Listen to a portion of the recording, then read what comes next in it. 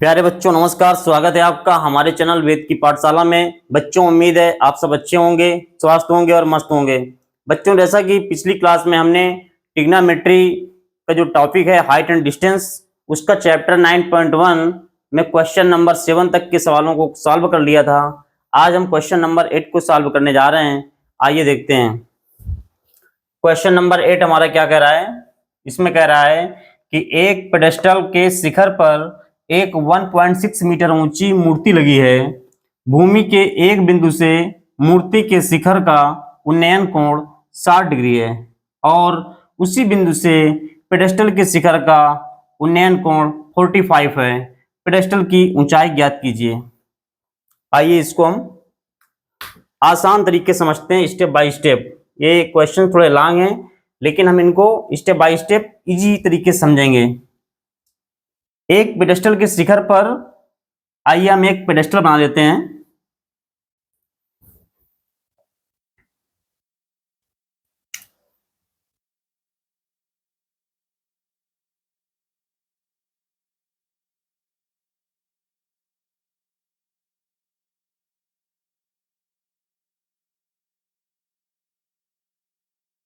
ये हमारा एक पेडेस्टल है। इसके बाद कह रहा है पेडेस्टल के शिखर पर एक 1.6 मीटर ऊंची मूर्ति लगी है। ये पेडेस्टल का शिखर है। इसके शिखर पर 1.6 मीटर ऊंची एक मूर्ति लगी है।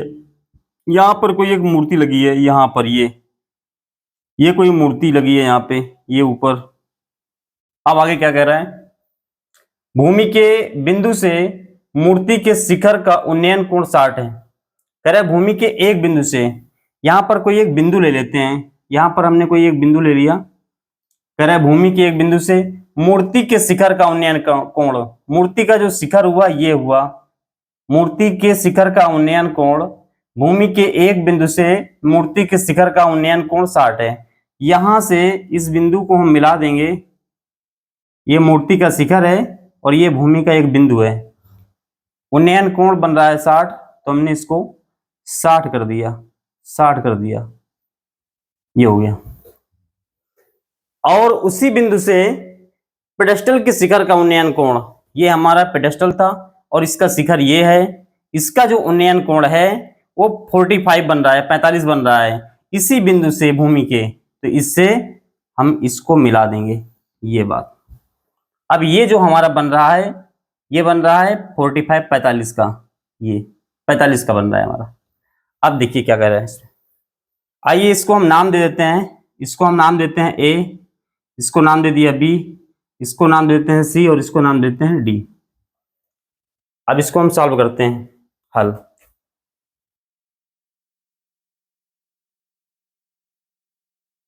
इसमें माना ए बी बराबर, माना ए बी, ये जो हमारा ए बी है ये 1.6 मीटर है, 1.6 मीटर है और ये हमारी क्या है, मूर्ति है। 1.6 मीटर है और ये क्या है, मूर्ति है। यहां माना ए बी बराबर 1.6 मीटर जो है ये क्या है, मूर्ति है। 1.6 मीटर क्या है, मूर्ति है। इसके बाद में और जो BC है हमारा, ये हमारा क्या है, पेडेस्टल है। एवं यहां लिखेंगे एवं जो हमारा BC है ये क्या है, पेडेस्टल है, पेडेस्टल है। BC क्या है, पेडेस्टल है। इसके बाद अब हम देखेंगे ये बड़े वाला जो एंगल हमारा है समकोण त्रिभुज ACD में, समकोण त्रिभुज ACD में, यहां लिखेंगे समकोण त्रिभुज, समकोण त्रिभुज ACD में जो एंगल हमारा D है ये कितना बन रहा है, ये बन रहा है कितना है, 60 है। एंगल D इक्वल टू कितना है, 60। तो यहाँ पे ये हमारा क्या दिया हुआ है, ये हमारा लंब है और ये कर्ण है, ये आधार है। तो ये लंब दिया हुआ है, इसमें आधार पता करना है, तो इसके लिए हमको क्या लगाना पड़ेगा, tan। तो यहाँ लिखेंगे समकोण त्रिभुज ACD में tan थीटा बराबर, tan थीटा, और tan थीटा हमारा क्या है, 60 है, तो tan 60 बराबर लंब, हमारा लंब क्या होगा, ये AC जो है हमारा लंब है, यानी AC अपान आधार क्या है, CD। DC कहो या CD कहो, CD लिख दिया। लेकिन ये हमारा जो AC है इसमें AB प्लस BC दोनों को मिला करके ये हमारा AC बना है, तो हम यहाँ लिखेंगे AB प्लस BC, यानी दोनों को मिला करके है ये AB प्लस BC अपान CD बराबर, जैसा कि AB हमारा दिया हुआ है 1.6 प्लस BC अपान CD। उम्मीद है इतना आपको बहुत अच्छे समझ में आया होगा। इसके बाद आगे इसको देखते हैं।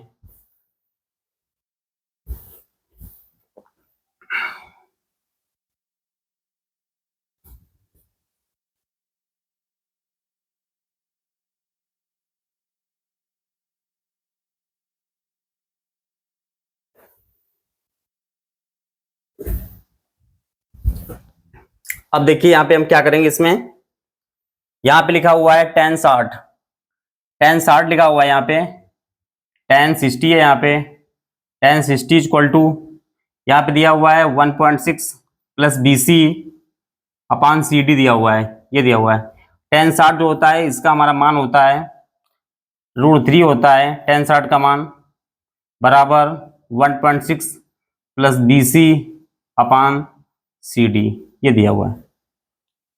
इसके बटे 1 कर लेते हैं, इसका से हम मल्टीप्लाई करेंगे तो ये हमारा आ जाएगा √3 CD equal to 1.6 plus BC, ये हमारा यहाँ पे आ गया 1.6 प्लस के BC, ये आ गया हमारा।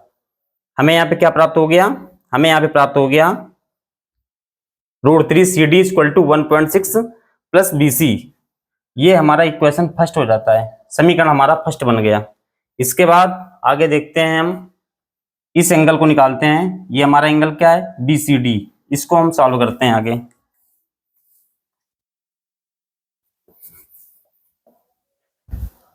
इसके बाद हम यहां लिखेंगे समकोण त्रिभुज BCD में समकोण त्रिभुज BCD में यहाँ पे जो एंगल दिया हुआ है D, यहाँ पे दिया है 45, एंगल D क्या दिया हुआ है 45। आइए इसको देखते हैं हम। ये हमारा लंब हो गया, ये हमारा आधार हो गया। तो यहाँ लिखेंगे tan समकोण त्रिभुज BCD में tan थीटा बराबर, थीटा कितना है 45, यानी tan 45 बराबर लंब क्या है यहाँ BC दिया हुआ है अपान आधार क्या दिया हुआ है, ये दिया हुआ है CD, क्या दिया हुआ है CD दिया हुआ है। तो जब हम इसको देखेंगे tan 45 का जो मान होता है 1 होता है बराबर BC अपान CD, तो यहाँ इसका इसमें मल्टीप्लाई कर देंगे तो हो जाएगा CD इक्वल टू BC आ गया यहाँ पे, या BC इक्वल टू CD या CD इक्वल टू BC, दोनों में से कोई भी हो सकता है। इतना हमारा यहाँ प्राप्त हो गया हमें। अब आइए हम इसको देखते हैं। अब यहाँ पे हम कर रहे हैं,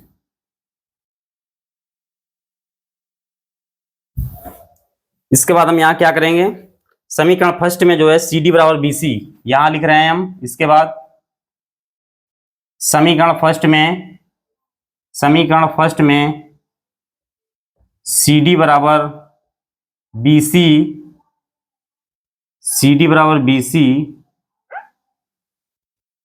मान रखने पर, CD बराबर BC मान रखने पर समीकरण फर्स्ट हमारा क्या दिया हुआ है, समीकरण फर्स्ट हमारा दिया हुआ है √3 CD, समीकरण फर्स्ट में दिया हुआ है √3 CD दिया हुआ है, √3 CD दिया हुआ है इक्वल टू 1.6 प्लस BC, ये दिया हुआ है। तो इसमें हम क्या करेंगे, जहाँ पे CD है उसकी जगह में हम BC कर देंगे, तो यहाँ पे क्या हो जाएगा √3 BC equal to 1.6 plus BC, ये आ गया। अब हम क्या करेंगे, यहाँ पे हम इसको कर देंगे पक्षांतर करने पर, लिखेंगे यहाँ पक्षांतर करने पर, तो यहाँ पे क्या हो जाएगा √3 BC, ये माइनस इधर प्लस BC है तो इधर आ जाएगा माइनस का BC इक्वल टू 1.6, ये आ गया। अब इन दोनों में से हमें कुछ कॉमन दिखाई दे रहा है, हम यहाँ पे BC कॉमन ले लेंगे। यदि हम BC यहाँ कॉमन ले लेंगे तो हमारे यहाँ अंदर बचेगा √3 - 1 इक्वल टू यहाँ पे क्या हो जाएगा 1.6। ये आ गया, ये प्राप्त हो गया हमें यहाँ पे। तो हम यहाँ BC बराबर अगर करेंगे, BC इक्वल टू, तो यहाँ पे हो जाएगा 1.6।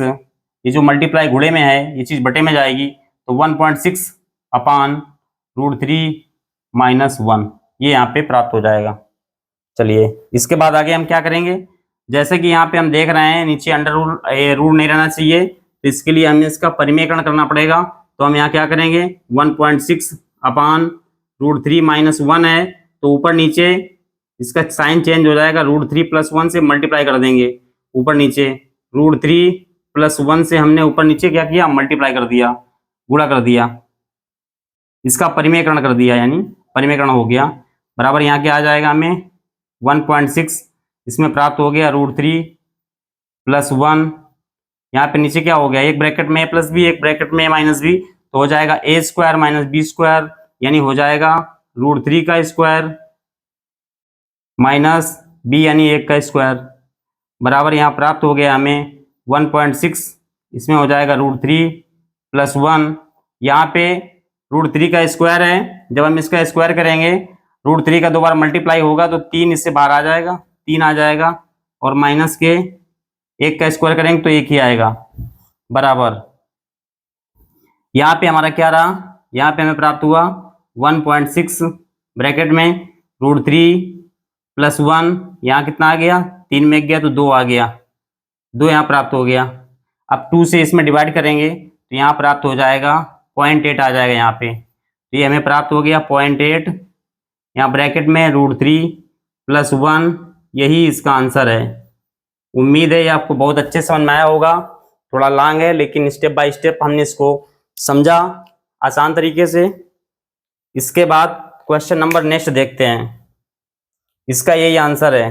तो इसमें पूछ रहा था कि पेडेस्टल की जो ऊंचाई ज्ञात कीजिए। जो पेडेस्टल की ऊंचाई है, ये इसकी इतनी जो ऊंचाई है ये हमें प्राप्त हो गई 0.8 ब्रैकेट में √3 + 1, √3 + 1 ये हमें प्राप्त हो गई, और यही इसका आंसर है। इसके बाद नेक्स्ट क्वेश्चन देखते हैं।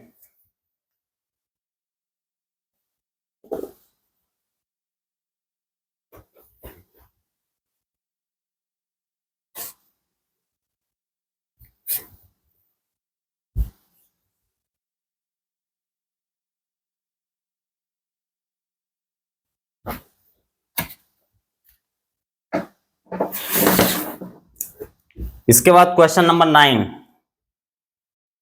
क्वेश्चन नंबर 9 इसमें क्या कह रहा है देखते हैं। क्वेश्चन नंबर 9 में कह रहा है कि एक मीनार के पाद बिंदु से, कह रहा है एक मीनार के पाद बिंदु से, एक मीनार के पाद बिंदु से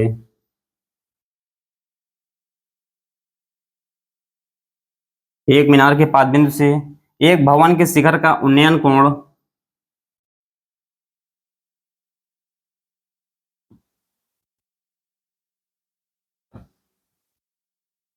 एक भवन के शिखर का उन्नयन कोण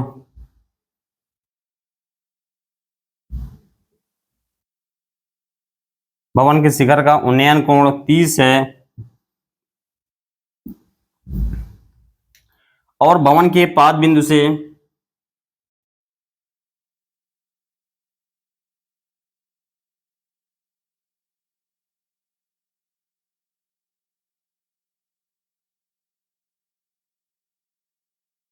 और भवन के पाद बिंदु से मीनार के शिखर का उन्नयन कोण, मीनार के शिखर का उन्नयन कोण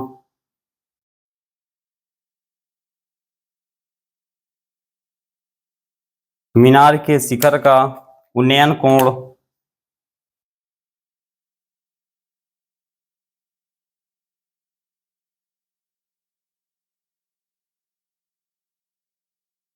मीनार के शिखर का उन्नयन कोण 60 है। यदि मीनार 50 मीटर ऊंची है, कह रहा है यदि मीनार जो है 50 मीटर ऊंची है,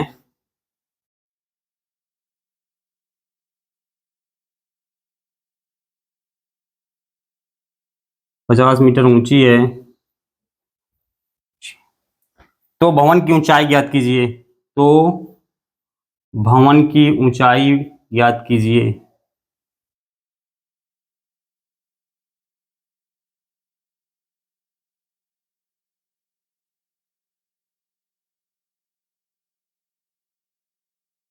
भवन की ऊंचाई ज्ञात कीजिए, ये कह रहा है। आइए इसको हम देखते हैं। आइए इसको हम सॉल्व करते हैं। यहां पे कह रहा है एक मीनार के पाद बिंदु से एक भवन के शिखर का उन्नयन कोण 30 है और भवन के पाद बिंदु से मीनार के शिखर का उन्नयन कोण 60 है। यदि मीनार 50 मीटर ऊंची है तो भवन की ऊंचाई ज्ञात कीजिए। आइए,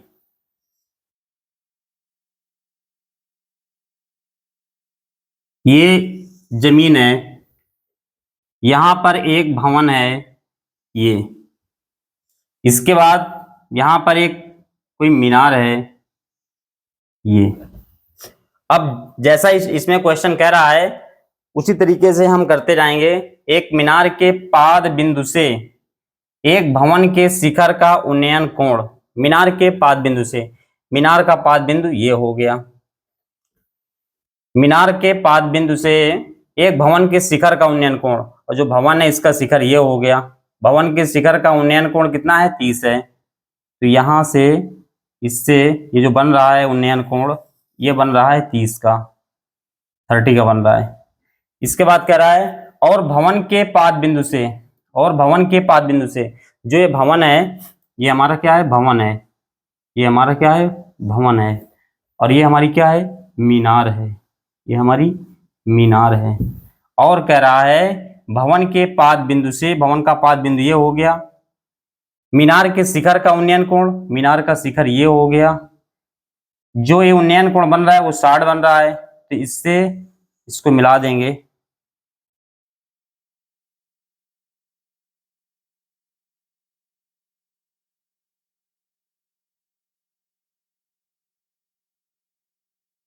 ये हमारा जो बन रहा है ये बन रहा है 60 का, ये 60 बन रहा है। फिर इसके बाद क्या कह रहा है? 60 है। यदि मीनार जो है 50 मीटर ऊंची है, जो ये मीनार है इसकी जो ऊंचाई है ये 50 मीटर है, 50 मीटर है, ये 50 मीटर ऊंचाई की मीनार है। तो कह रहा है तो भवन की ऊंचाई ज्ञात कीजिए। तो इसकी ऊंचाई हमें पता करनी है, ये हमें ऊंचाई पता करनी है। आइए इसको हम देखते हैं हल।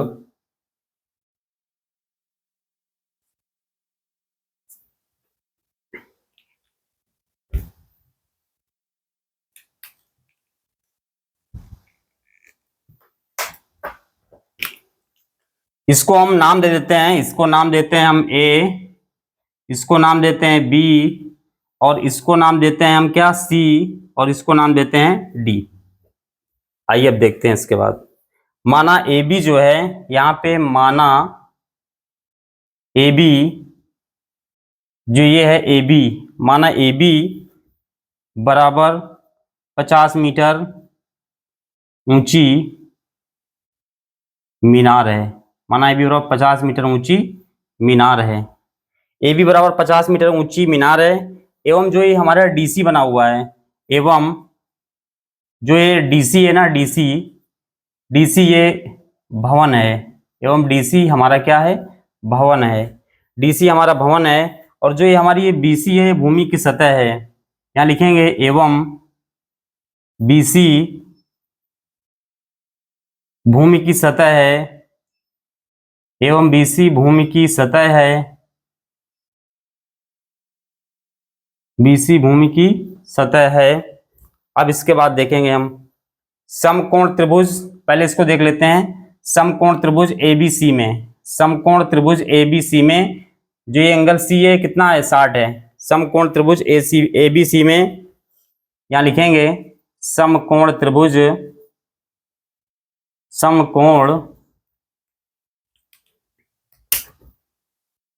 समकोण त्रिभुज एबीसी में, समकोण त्रिभुज एबीसी में एंगल सी कितना दिया हुआ है? 60 दिया हुआ है। एंगल सी दिया हुआ है कितना? 60 दिया हुआ है। तो यहाँ पे ये हमारा क्या है? ये यहाँ पे हमारा दिया हुआ है लंब, हमें आधार निकालना है, तो इसके लिए हमको क्या लगाना पड़ेगा, tan। तो यहाँ लिखेंगे समकोण त्रिभुज ABC में tan थीटा बराबर, tan थीटा यानी थीटा हमारा कितना है 60 है, तो tan 60 बराबर tan थीटा बराबर लंब बटे आधार होता है, लंब बटे आधार होता है इसमें। तो यहाँ पे हमारा लंब क्या है, AB है, आधार क्या है, BC है, यानी क्या हो जाएगा AB अपान BC। तो AB हमारा कितना दिया हुआ है 50 अपान, ये निकालना है हमको क्या, BC, हमको ये निकालना है। चलिए आगे इसको हम सॉल्व करते हैं। उम्मीद है यहां तक आपको अच्छे समझ में आया होगा। इसके बाद आगे हम सॉल्व करते हैं इसको।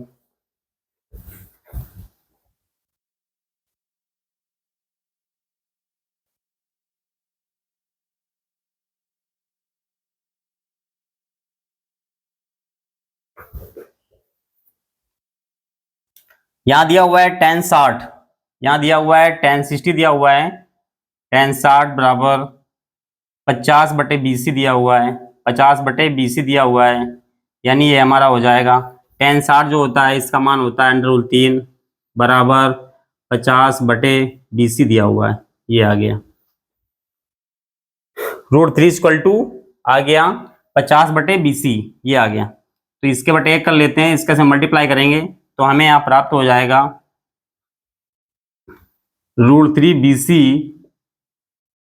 इक्वल टू क्या हो जाएगा, इसका ऐसे मल्टीप्लाई करेंगे, त्रिय गुणा करेंगे तो आ जाएगा 50। तो जब हम यहाँ पे BC बराबर करेंगे तो जो गुणे में चीज होती है बटे में जाती है, तो यहाँ हो जाएगा 50 बटे √3, ये आ गया, यानी BC बराबर आ गया 50 बटे √3 आ गया। ये हमारा समीकरण फर्स्ट हो गया, समीकरण फर्स्ट प्राप्त हो गया। अब इसके बाद में हम नेक्स्ट जो एंगल है हम उसको निकालते हैं। इसके बाद नेक्स्ट हमारा क्या है, नेक्स्ट हमारा है यहाँ पे समकोण त्रिभुज जो हमारा DCB है। यहाँ लिखेंगे हम समकोण त्रिभुज, समकोण त्रिभुज DCB में, DCB में, DCB में यहाँ पर जो एंगल B है वो कितना है 30 है, एंगल B दिया हुआ है हमारा कितना 30 दिया हुआ है, एंगल B हमारा 30 दिया हुआ है, ये है। तो यहाँ पर भी हम tan लगाएंगे, समकोण त्रिभुज DCB में एंगल B इक्वल टू 30 दिया हुआ है, तो यहाँ पे हो जाएगा tan थीटा बराबर, tan थीटा बराबर क्या हो जाएगा, tan थीटा बराबर हो जाएगा लंब बटे आधार। तो यहाँ पे लंब क्या हुआ है, ये हमारा दिया हुआ है DC, यानी DC अपान आधार क्या हो जाएगा BC, BC कहें या CB कहें, DC अपान हो गया हमारा BC या CB। तो tan थीटा हमारा कितना दिया हुआ है tan 30 equal to DC upon BC, कितना आ जाएगा यहाँ पे DC अपान BC, ये आ गया tan 30 equal to DC upon BC आ गया यहाँ पे। अब आगे हम इसको देखो सॉल्व करते हैं।